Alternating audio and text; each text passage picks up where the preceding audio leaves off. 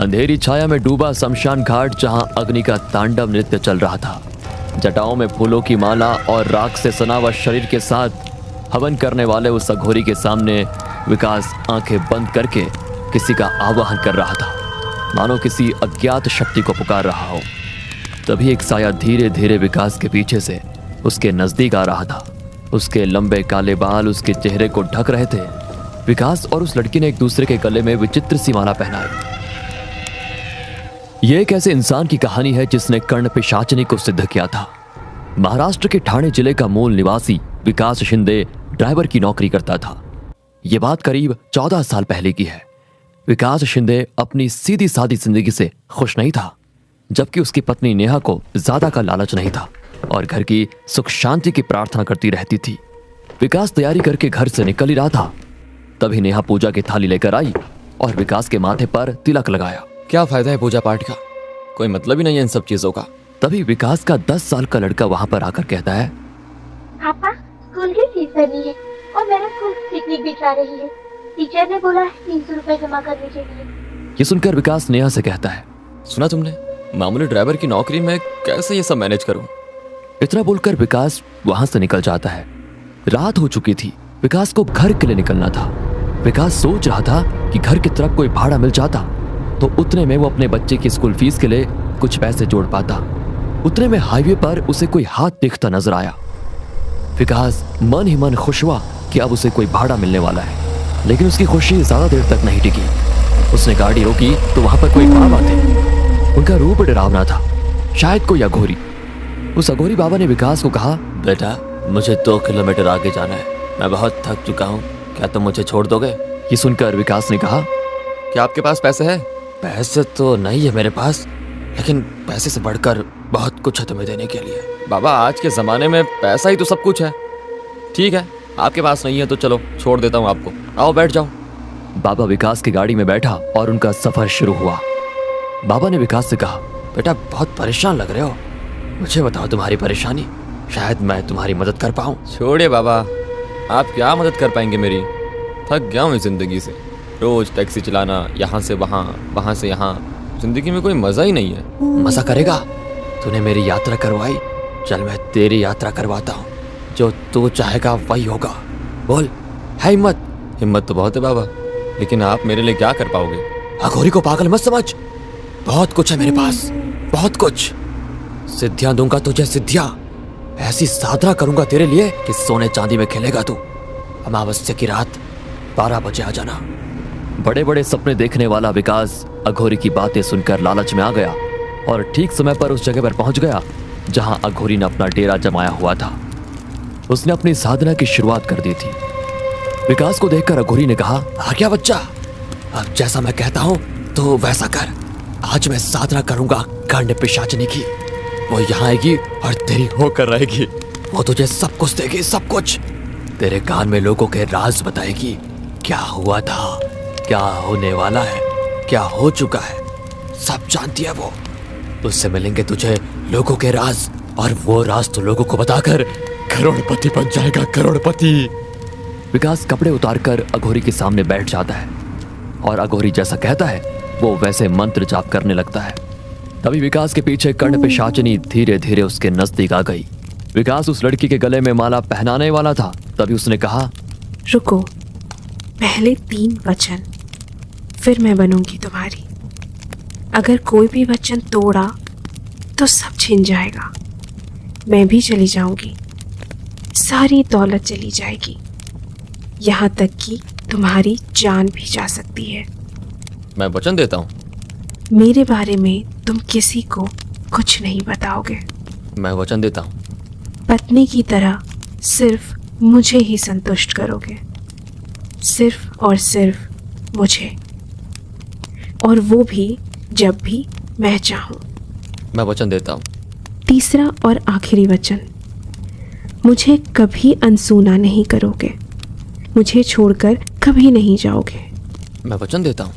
इतनी बात कहकर विकास ने उसे एक विचित्र सी हड्डियों की माला पहनाई। कर्ण पिशाचिनी ने अपने हाथ आगे किए तो उसके हाथ में अचानक से वैसे ही माला प्रकट हुई।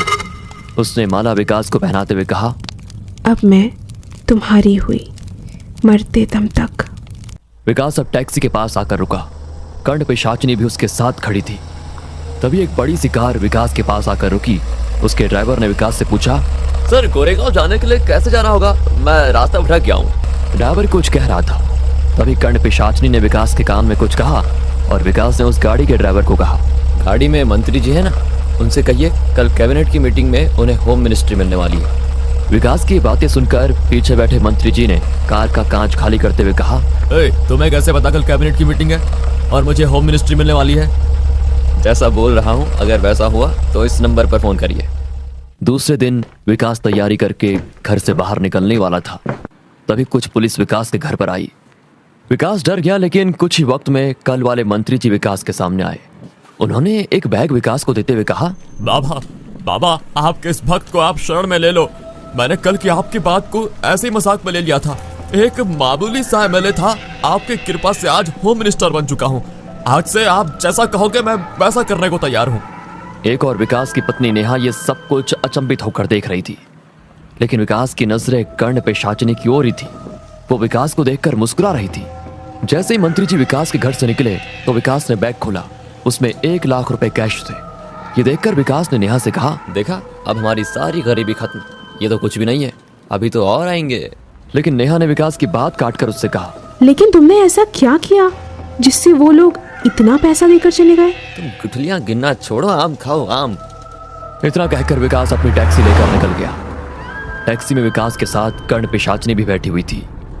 उसने विकास के कान में कुछ बुदबुदाया तो विकास ने बंगले के सामने एक गाड़ी रोकी और उस बंगले के गेट से एक परिवार गाड़ी में सामान रखकर कहीं जा रहा था। तभी विकास ने जोर से चिल्लाते हुए कहा, मत जाओ, अगर जाओगे तो तुम्हारी मृत्यु निश्चित है। जाना ये तो कल जाना। ये सुनकर गाड़ी में सामान रखने वाला आदमी गार्ड को बोलता है, अरे कौन है ये पागल? हाँ हटाओ इसे यहाँ से। तभी उस आदमी की औरत कहती है, आज सुबह से ही मेरे मन में कुछ डर जैसा लग रहा है और उसमें ये आदमी अचानक से यहाँ आकर ऐसी बातें कर रहा है। प्लीज आज का प्लान कैंसिल करते हैं। इतना कहकर वो घर में चले जाते हैं। रात हो चुकी थी। विकास घर आया। उसने नेहा से कहा, खाना परोसो। नेहा और विकास खाना खा रहे थे। तभी कर्ण पिशाचिनी ने विकास के कान में कुछ कहा और विकास खाने की थाली वैसे ही छोड़कर घर के बाहर निकल गया और थोड़ी देर से फिर से घर आया तो उसके हाथ में दारू की बोतल और कुछ खाने का सामान था। उसने लाया हुआ सामान खोला तो उसमें चिकन था। मुर्गी की बड़ी बड़ी लेग पीस खाते हुए वो दारू पीने लगा।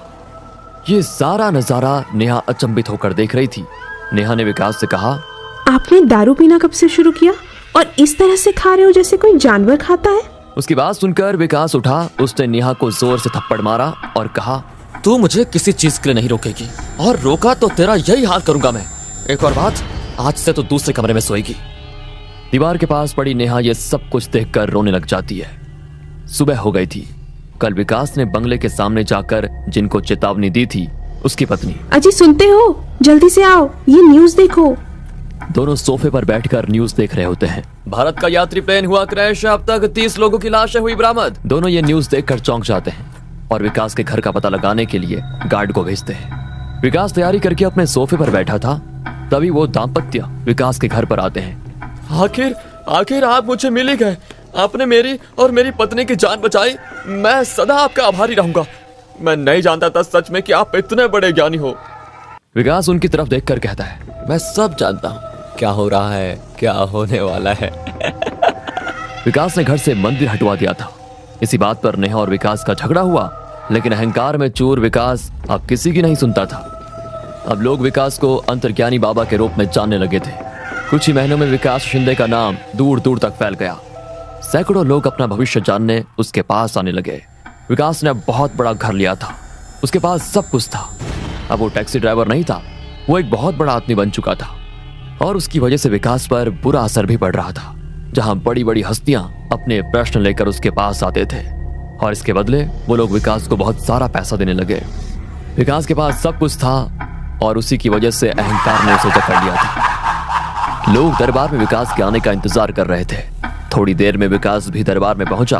तभी एक बड़े घर का लड़का आगे आकर उसने विकास से पूछा, बाबा मेरी गर्लफ्रेंड है, प्राजक्ता नाम है उसका, और मैं अपनी जान से भी ज्यादा उसे प्यार करता हूँ, लेकिन वो आजकल मुझसे दूर भागती रहती है, मेरे फोन का भी जवाब नहीं देती। विकास ने उसे हाथ से इशारा करते हुए रुकने के लिए कहा और आंखें बंद कर ली। जैसे ही विकास ने अपनी आंखें बंद कर ली, कर्ण पिशाचिनी उसके कान में कुछ फुसफुसाई और विकास ने उस आदमी से कहा, तुम मुझसे जान से ज्यादा प्यार करते हो तो ये निकिता के साथ क्या करते हो? दो गर्लफ्रेंड, जिंदगी के मजे ले रहे हो? ये सुनते ही उस लड़के के होश उड़ गए। उसने विकास से पूछा, बाबा ये आपको कैसे पता? मुझे सब पता है, अंतर्ज्ञानी हूं मैं। दौलत के लिए उससे प्यार करता है ना, चिंता मत कर, वो जल्द ही मरने वाली है और उसके नाम पर जो प्रॉपर्टी है वो तेरे नाम हो जाएगी। लेकिन हाँ, उसका आधा हिस्सा मेरी दान पेटी में डालना मत भूलना। अपनी बात को जारी रखते हुए विकास ने मौजूद लोगों से कहा, सब घर जाओ यहाँ से, अब कल आना। तभी उसके बाजू में खड़ी कर्ण पिशाचिनी विकास के कान में कुछ कहने लगी तो विकास ने घमंड में आकर उसे रोका। जैसे ही विकास ने उसे रोका, कर्ण पिशाचिनी अपने असली रूप में आई और उसने विकास को कहा, मैंने तुम्हें वचन मांगा था, तुम कभी मुझे अनसुना नहीं करोगे। तुमने वचन तोड़ा है, इसका परिणाम तुझे भुगतना पड़ेगा। इतना कहकर वो जोर जोर से विकास के कानों में हंसने लगी और चीखने चिल्लाने लगी। विकास ने अपने कान बंद कर दिए, लेकिन उसकी हंसी की आवाज इतनी जोर जोर से विकास को आ रही थी कि विकास के कानों से खून निकलने लगा और वो वहीं बेहोश होकर नीचे गिर गया। नेहा, विकास की पत्नी, उसे कर्ण पिशाचिनी के बारे में अंदाजा हो गया था। उसने उस अघोरी बाबा को अपने घर में बुलाया जिससे विकास ने सिद्धि प्राप्त की थी। उस अघोरी ने नेहा से कहा, बेटी, तेरे पति को बहुत ज्यादा पैसा बहुत जल्दी कमाना था, अब बुलाओ उसे। अघोरी विकास को बेड पे खड़ा देखता है और उसे कहता है, क्यों बच्चा, कहाँ गई तेरी हिम्मत? और पैसा चाहिए? विकास अघोरी के पैर में गिर जाता है और उसे कहता है, बाबा नहीं चाहिए मुझे धन दौलत, मुझे इस पिशाचिनी से मुक्त करवा दो।